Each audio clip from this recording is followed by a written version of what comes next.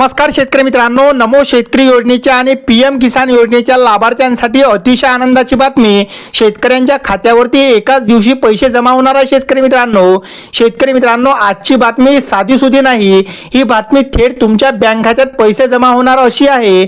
कित्येक दिवसापासून ज्या पैशांची वाट तुम्ही बघत बसलेला होता तो क्षण आता आलेला आहे. शेतकरी मित्रांनो, नमो शेतकरी योजनेबाबत मोठी हालचाल समोर आली.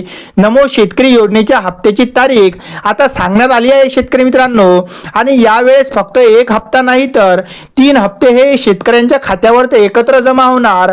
शेतकरी मित्रांनो, नमो शेतकरी योजनेचा 9वा हप्ता बराच काळ रखडला गेला होता, म्हणून महाराष्ट्र शासनाने 9वा आणि 10वा हप्ता एकत्र जमा करण्याचा निर्णय घेण्यात आला. शेतकरी मित्रांनो, एवढ्यावरच गोष्ट थांबत नाही तर केंद्र शासनाच्या पीएम किसान योजनेचा जो 24वा हप्ता आहे तो सुद्धा याच काळात शेतकऱ्यांच्या बँक खात्यात जमा होण्याची दाट शक्यता आहे. म्हणजेच एका बाजूला नमो शेतकरी योजनेचे 2 हप्ते आणि दुसऱ्या बाजूला पीएम किसान योजनेचा 1 हप्ता असे मिळून शेतकऱ्यांच्या बँक खात्यावरती 6,000 रुपये जमा होण्याची दाट शक्यता आहे.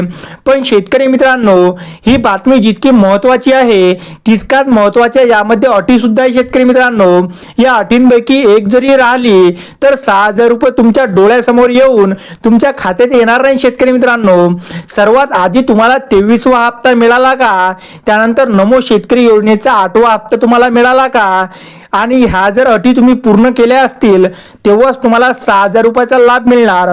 त्यातली पहिली अट म्हणजे तुमच्याजवळ फार्मर आयडी असणे अतिशय गरजेचे.